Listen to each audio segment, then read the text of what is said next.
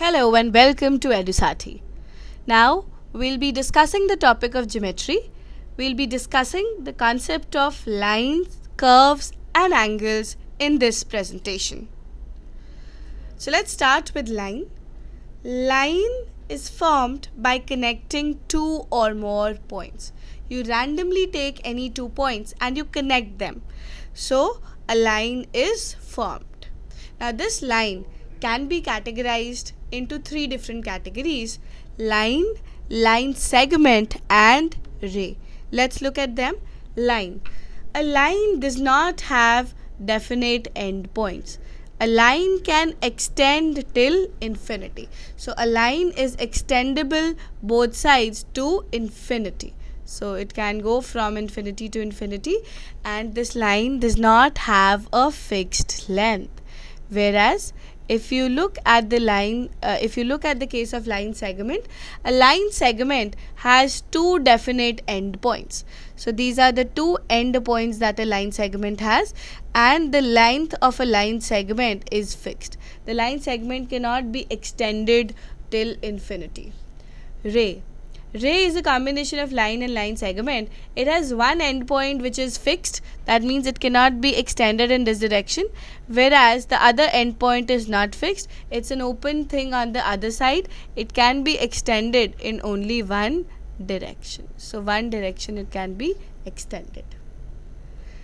If there are 2 or more lines, let's look at the case. So here I have L1, L2, L3 and L4. I have 4 lines which are there.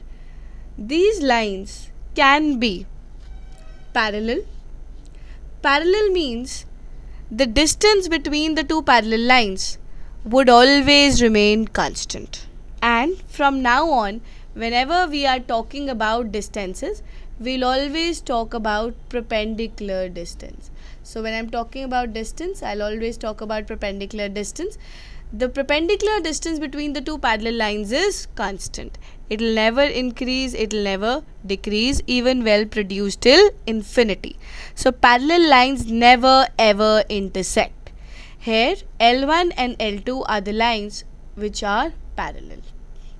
The lines could intersect. Now if I look at this case, L1 is intersecting with L4 at this point, L2 is intersecting with L4 at this point, L1 is intersecting with L3 at this point, L2 is intersecting at L3 with this point, and L4 is intersecting with L3 at this point.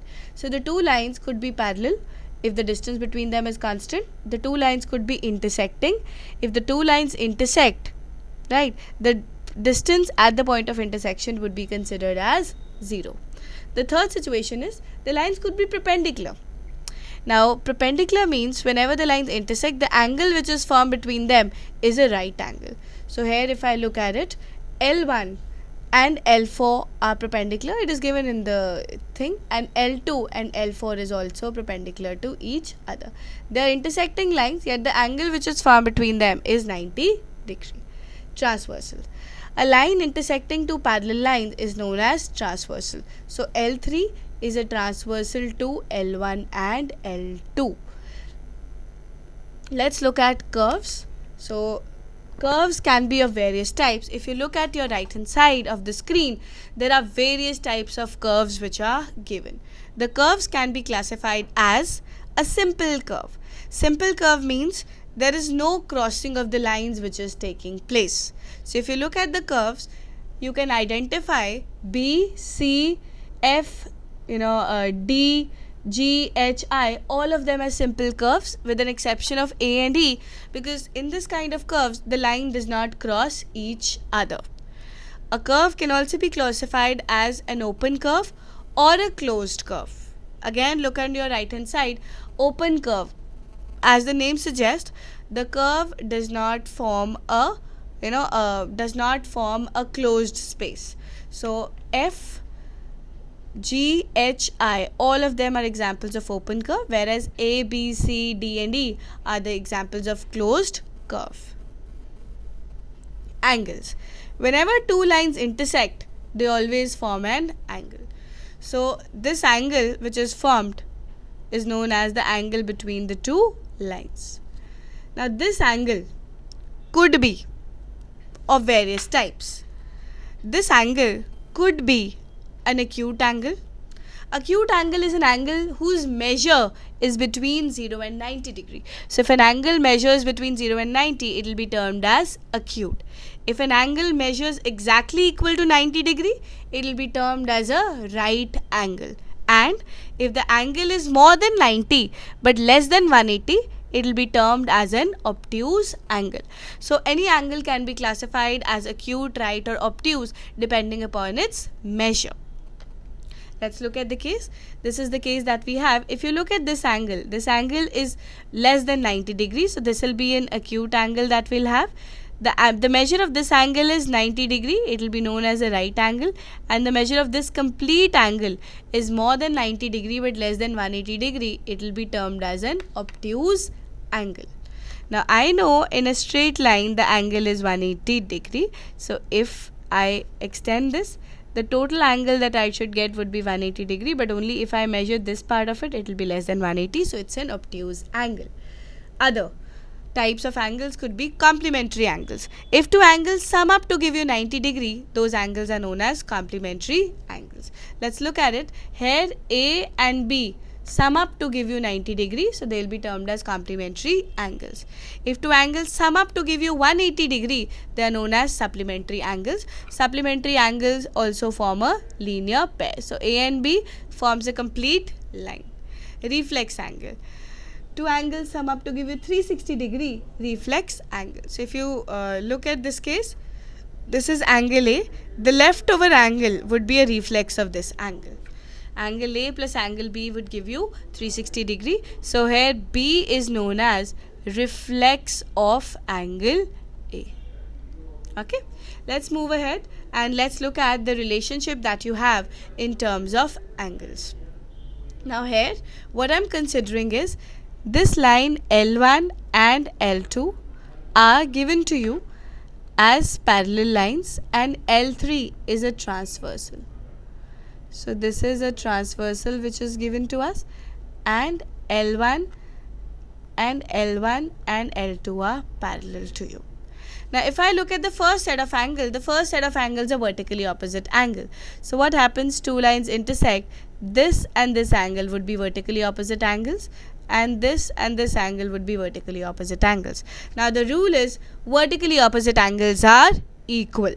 So if I look here, intersection between L1 and L3, a set of vertically opposite angles A and D will be formed, B and C will be formed, which will be equal to each other. Similarly, E and H will be formed and F and G will be formed, which will be equal to each other. Now this is a very simple concept to understand.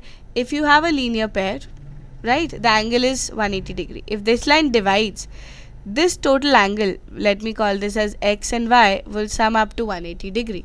Similarly, for this line, Y and Z will form a linear pair.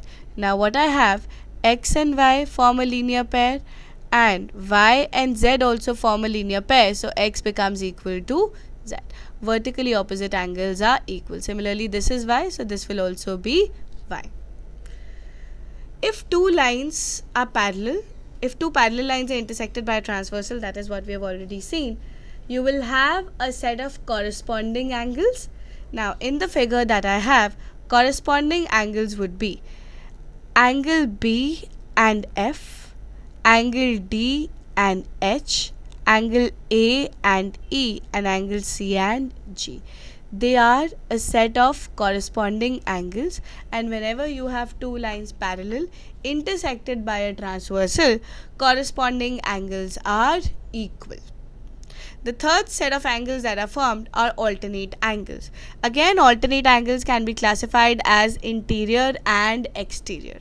Now if you look at this, if you look at the first case, angle A, if you look at the first case, angle A, right, was equal to angle D. In the second case, angle D is equal to angle H. So I can just look at the two cases and I can say angle A is equal to angle H. Similarly, I can look at the other things as well. So other things being, if you look at this thing, angle B is equal to angle C, and angle B is also equal to angle F. So if I compare these two cases, angle C will be equal to angle F. So rest of the two can also be derived in a similar way. What is it? Angle E, if you look at it, is equal to angle H, and angle H is also equal to angle D. So angle D will be equal to angle E. Alternate angles are interior and exterior. Interior means this angle. C and F are equal, E and D are equal. Exterior means A is equal to H and B is equal to G that you have. So these set of angles, so if I just draw here, these set of angles, this will be equal to this will be equal to this angle will be equal to this angle, and this angle would be equal to this angle, would be known as alternate angles. Corresponding angles look like this and this, these angles, this equal to this. Opposite interior angles. Now if you look at here, E, C, D and F. So if you look at again opposite interior angles, I am talking about E and C, which are these angles, are sum up to 180 degrees. So these, the interior angles, form a supplementary pair. This and this also sum up to 180 degree. Now for corresponding angles, alternate angles and opposite interior angles, it is mandatory that the lines are parallel. However, for vertically opposite angles, there is no mandatory requirement for the lines to be parallel. Any lines intersecting can form vertically opposite angles, but corresponding alternate and opposite interior angles would only be formed when you are taking the case of parallel lines. So if I sum up all of the things, angle A is equal to D, D is equal to E, E is equal to H. So if I just again draw this thing, this A will be equal to this angle, this would be equal to this will be equal to this. The leftover angle, this will be equal to this, will be equal to this, will be equal to this. So if you just look at this, if this angle is X, this angle will again be X. Vertically opposite angle, this angle again will be X. Interior angles, this angle again will be X, vertically opposite angle. The leftover angle, which let me call it as Y, would be actually 180 minus X. This is Y, this will be Y, this will be Y, and this will be Y, which will be. Let's look at the case of basic proportionality theorem. In a basic proportionality theorem, I need set of two or more parallel lines. So in the given figure, L1, L3, L2 are the three parallel lines intersected by two or more transversals. So I have T1, T2, T3 as the transversal, which are intersecting the parallel lines L1, L2 and L3. Now in this case, you can look at it and apply basic proportionality theorem. Now what is basic proportionality theorem? If two or more parallel lines are intersected by a set of transversals, then if you look here, AD over DM, which is basically the intercepts of the first transversal, is equal to BE over EN is equal to CF over FO. So that means this ratio would be constant. This can only be applied if the set of lines which are given to you are parallel to each other. Thank you. Move on to the next presentation for the topic of triangles.